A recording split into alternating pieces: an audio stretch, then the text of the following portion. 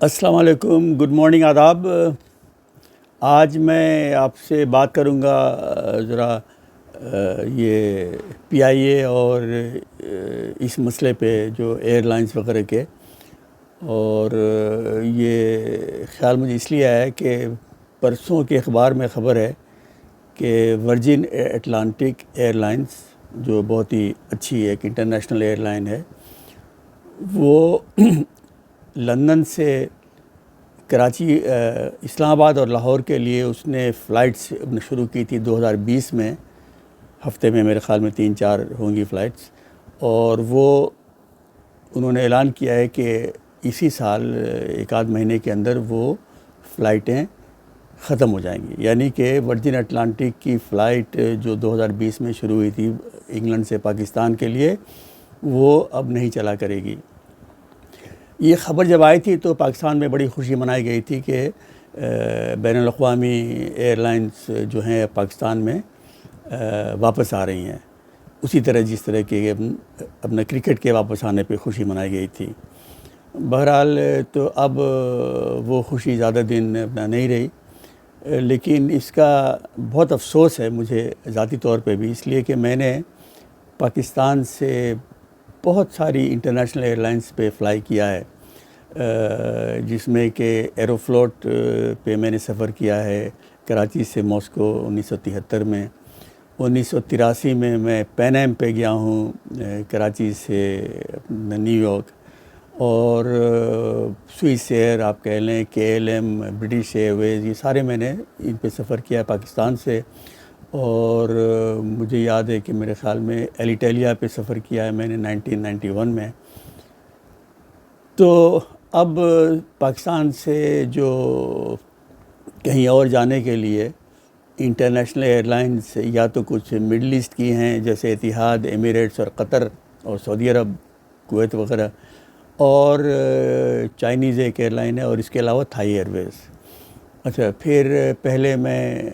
جو کہہ رہا تھا جو ایئر لائنس پہ میں نے سفر کیا ہے وہ اس میں ملیشین ایئر لائنس بھی تھی، سنگاپور ایئر لائنس بھی تھی، اور اس کے بعد کیتھے پیسیفک۔ تو اب صورتحال یہ ہے کہ پاکستان سے آپ چند ایئر لائنس کا آپ کے پاس چوائس ہے، اور آسٹریلیا آنے کے لیے جہاں پہ میں رہتا ہوں وہاں پہ صرف تھائی اور ایمریٹس اور اتحاد یہی رہ گئے ہیں۔ تو یہ پاکستان کا جو گراف ہے جو نیچے جانے کا، اس کی عکاسی کرتا ہے، یہ کوئی اس سے الگ نہیں ہے۔ جو حالات ہیں وہ تو سب کے سامنے ہیں اور بارہ بار ان پہ بات ہو چکی ہے، لیکن پاکستان کا مسئلہ نہ صرف پی آئی اے ہے، نہ ایئر لائنس ہیں، بہت مسئلے ہیں، اور بڑا دکھ ہوتا ہے یہ کہتے ہوئے کہ جب خدا نخواستہ اگر پاکستان کے حالات ایسے ہوئے تو کہ یہ نہ ہو کہ ملٹی آرگن فیلئر ہو جائے، جیسے ہوتا ہے کہ کسی کی موت ہوتی ہے کینسر سے، کسی کی ٹی بی سے، کسی کی کووڈ سے ہو جائے، یا کسی کی کینسر، ہارٹ فیلیور،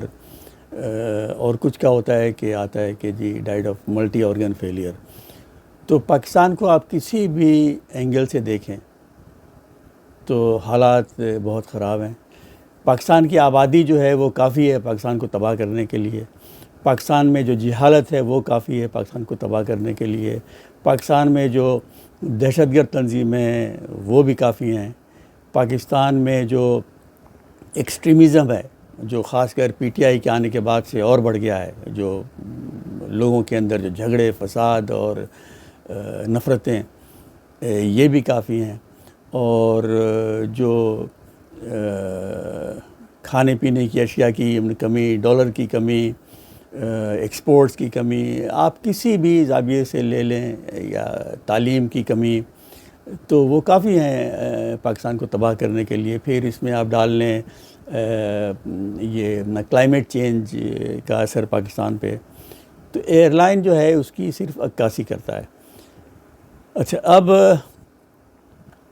بہت عرصے سے بات ہو رہی ہے پی آئی اے کو پرائیویٹائز کرنے کی۔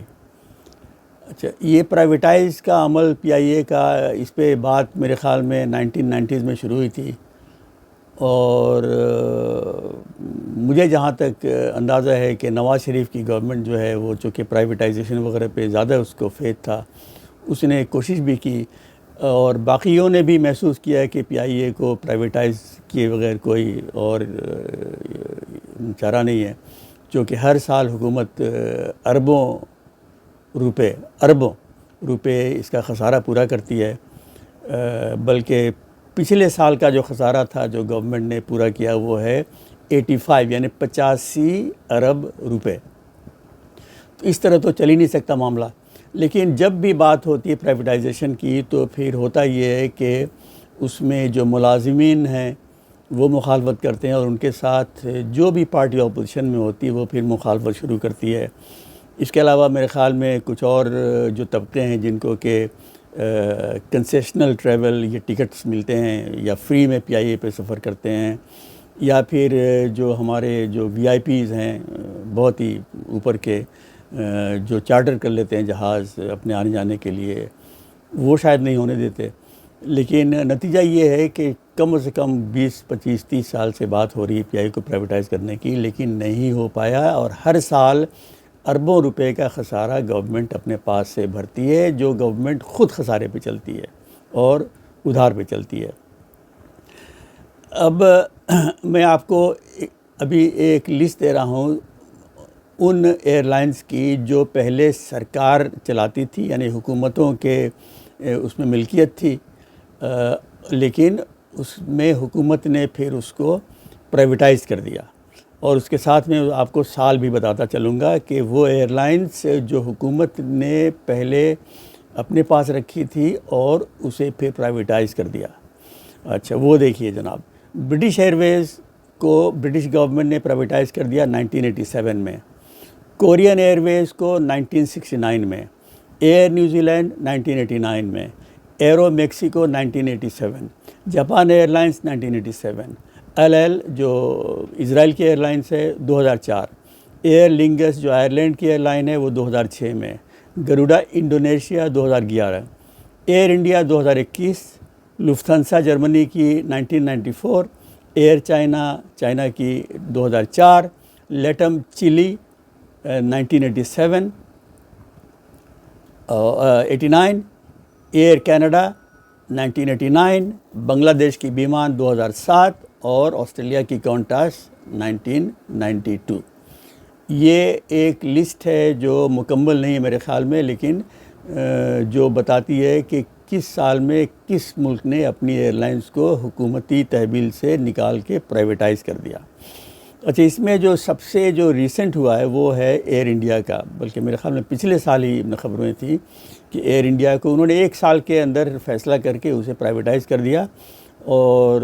جو اس کے پہلے مالک تھے انہوں نے ہی اسے واپس لے لیا، جو ٹاٹا ہے میرے خیال میں۔ اچھا، ایئر انڈیا بھی بہت ہی خسارے پہ چل رہی تھی سالوں سے، فائنلی انہوں نے اسے نکال دیا۔ اچھا، اب ایئر انڈیا نے نئے مالک کے مینجمنٹ میں آنے کے بعد سے ابھی اسی سال دنیا کا سب سے بڑا ایئر پلینز کا آرڈر پلیس کیا ہے، جس میں کہ وہ ایئر بس اور بوئنگ سے 500 سے زائد جہاز خریدنے کا آرڈر انہوں نے دیا ہے۔ اسی طرح سے انڈیا کی ایک پرائیویٹ ایئر لائن ہے انڈیگو، اس نے بھی آرڈر پلیس کیا تقریباً 200 سے زائد ایئر کرافٹ کا، اور وہ بھی پرائیویٹ ایئر لائن ہے۔ اچھا، پی آئی کا جیسے میں نے آپ کو بتایا کہ پچھلے سال کا جو خسارہ تھا وہ تھا 85 بلین یعنی 85 ارب روپے کا۔ اچھا، اب ایک اور خبر ہے اخبار کی، جو دا نیوز کی ایک خبر ہے، تھوڑی پرانی ہے 2016 کی، لیکن اس میں جناب انہوں نے ریسرچ کر کے یہ نکالا ہے کہ دنیا میں جو ریشیو ہوتا ہے نا کہ کس ایئر لائن کے پاس کتنے جہاز ہیں اور کتنے ملازم ہیں، یعنی کہ ریشیو ہوتا ہے ایئر کرافٹ ٹو ایمپلائیز یا ایمپلائیز ٹو ایئر کرافٹ، کہ فی جہاز کتنے لوگ اس ایئر لائن میں کام کرتے ہیں۔ ظاہر ہے کہ جتنے زیادہ اسٹاف ہوں گے پر ایئر کرافٹ اتنی زیادہ ان کو تنخواہیں نکلتی ہوں گی، اور پھر اس کا منافع کم ہوگا یا نقصان میں چلے گی۔ تو پی آئی اے دنیا میں 2 نمبر پہ ہے، سب سے اوپر ہے یا مطلب نگیٹو لسٹ آپ سمجھ لیں کہ وہ ہے سیرین ایئر، جس میں کہ پر ایئر کرافٹ 400 لوگ کام کرتے ہیں۔ پی آئی اے کا جو ریشیو ہے وہ 391، لیکن اسی آرٹیکل میں کہا ہے کہ اگر ڈیلی ویج ارنرز جو ہیں جو کیجول پہ آتے ہیں، اگر انہیں آپ شامل کر لیں تو 400 سے اوپر ہو جائے گا۔ تو یہ رہا پاکستان کی ایئر لائن کا ریشیو اسٹاف ٹو امپلائیز۔ اچھا، یہ اب پی آئی اے کے پاس ابھی جو جہاز ہیں، میں نے جو فگرز پڑھے ہیں وہ اوپر نیچے ہوتے ہیں تھوڑے، لیکن جہاز تو میرے خیال میں شاید 31 ہیں، لیکن اس میں سے شاید صرف 21 ہیں جو اپنا ہے فلائٹ وردی، یعنی کہ اڑنے کے قابل ہیں۔ اچھا، اب میں آپ کو یہ جو ratio staff to aircraft آپ کو بتاتا ہوں، اسی آرٹیکل سے لیا میں نے، کہ پی آئی اے کا 391 ہے، جبکہ سیرین ایئر لائنس کا ہے 400 پر ایئر کرافٹ 400 امپلائیز۔ اب میں کچھ اور ایئر لائنس کا آپ کو بتاتا ہوں۔ جو ہے انڈونیشیا کی جو ہے گروڈا ایئر لائنس، اس میں جو ریشیو ہے 140 امپلائیز پر ایئر کرافٹ۔ اچھا، رائن ایئر آئرلینڈ کی، اس کا جو ریشیو ہے وہ سب سے کم ہے میرے خیال میں، وہ ہے تقریباً 30 امپلائیز پر ایئر کرافٹ، اور ان کے پاس ایئر کرافٹ ہے 320۔ ٹرکش ایئر لائنس کا جو ریشیو ہے پر ایئر کرافٹ وہ ہے 298، تقریباً 298 ایئر کرافٹ ہے ان کے پاس، اور جو ریشیو ہے وہ ہے 63 employees per aircraft. American Southwest Airlines کا جو ریشیو ہے وہ 67 per aircraft. Air China کا ہے 70، ان کے پاس جو تعداد ہے ایئر کرافٹ کی وہ ہے 359۔ فن لینڈ کی فن ایئر کا جو ریشیو ہے وہ 76 پر ایئر کرافٹ۔ یاد رکھیے پی آئی اے کا ہے 391۔ Caribbean airlines of Trinidad and Tobago 76، Scandinavian airlines 70، Air New Zealand ہے 101، سوئس ایئر ہے 97، American Delta airlines 110، American airlines جس کا نام ہے امریکن ایئر لائنس وہ 120، امریکہ کی ہی یونائٹیڈ ایئر لائنس 117، تائیوان کی ایوا ایئر ہے 124، اسپین کی آئیبیریا 140، برٹش ایئر 135، ایجپٹ ایئر 142، سعودی عربیہ 152، اتحاد 119، ایئر کینیڈا 158، چلی کی ایئر لائنس ہے لیٹم، اس کا جو ریشیو ہے of employees per aircraft 165، China Eastern کی پاس ایئر کرافٹ ہے 414، امپلائیز جو per aircraft 166۔ Iran Air کے پاس ایئر کرافٹ ہے پی آئی اے سے زیادہ 43 ایئر کرافٹ، اور ریشیو جو ہے 174 امپلائیز۔ ملیشین ایئر لائنس 181، قطر ایئر ویز 180، لفتھانسا 193۔ تو اسی طرح اچھا سنگاپور جو ہے 219۔ تو یہ ہے ایوریج ریشیو جو 100 سے لے کے 200 تک کا تقریباً ہے، اور پی آئی اے کا ہے تقریباً 400، اور کیجول کو اگر آپ شامل کریں تو 400 سے بھی اوپر۔ اچھا، ایک بات کا اور مجھے بڑا دکھ ہوتا ہے جب بھی میں پاکستان آتا ہوں، اور پچھلے 3 سال میں میرے خیال میں 4 بار آیا ہوں گا، تو میں ضرور کراچی اور اسلام آباد دونوں جاتا ہوں بائی ایئر، تو اور دونوں ایئرپورٹس پہ میں نظر رکھتا ہوں کہ کتنے جہاز ہیں ٹارمیک پہ۔ ایئرپورٹس تو دونوں کافی بڑے بڑے ہیں، لیکن مجھے بڑا افسوس ہوتا ہے، تقریباً مجھے آنسو آتے ہیں یہ دیکھ کے کہ اتنا بڑا ملک، آبادی کے لحاظ سے 5واں سب سے بڑا ملک، رقبے میں بھی کوئی چھوٹا ملک نہیں ہے، اور وہاں پہ کراچی ایئرپورٹ پہ کبھی 2 جہاز کھڑے ہوتے ہیں، کبھی 3، کبھی 1۔ اسلام آباد ایئرپورٹ پہ بھی 1 یا 2 یا 3، یہ ہوتی ہے جہازوں کی تعداد۔ جبکہ میں جیسا کہ آپ جانتے ہیں بہت سفر کرتا ہوں، ابھی میں 100 ملک ہو کے آیا ہوں، مطلب کہ 100 کنٹری ابھی میں نے ٹریول کیا، جس میں فلپین گیا تھا، جاپان گیا تھا۔ تو ہر جگہ میں دیکھتا ہوں کہ جہازوں کی لائن لگی رہتی ہے، لوگ، اور ایئرپورٹ پہ جو ٹریفک ہے، جو پیسنجرز کی امیگریشن کے تھرو، پاسپورٹ کنٹرول کے تھرو، وہ بالکل اسموتھ۔ پاکستان کے ایئرپورٹس ہیں کہ وہاں پہ آتے ہی ٹینشن محسوس ہوتا ہے اور افراتفری کا عالم ہوتا ہے۔ بیچارے جو غیر ملکی پہلی بار آتے ہیں وہ حیران ہوتے ہیں کہ بھائی کہاں کھڑے ہوں اور کیا کریں اور کیسے کریں. ہم تو خیر عادی ہو چکے ہیں. اور ماحول میں ٹینشن، اور ایئرپورٹس میں تھوڑے ہی لوگ ہوتے ہیں لیکن وہاں پہ ایک کراؤڈنگ ہوتی ہے، اور ٹارمیکس پہ 1 جہاز 2 جہاز 3 جہاز، اور بڑے بڑے ایئرپورٹ ہیں. تو بس افسوس آتا ہے اور دکھ ہوتا ہے، اور یہی ہے کہ امید کرتے ہیں کہ کبھی حالات بہتر ہوں گے. لیکن بہتر ہونے کے لیے جو بنیادی جو تبدیلیوں کی ضرورت ہے، جو ری اسٹرکچرنگ کی ضرورت ہے،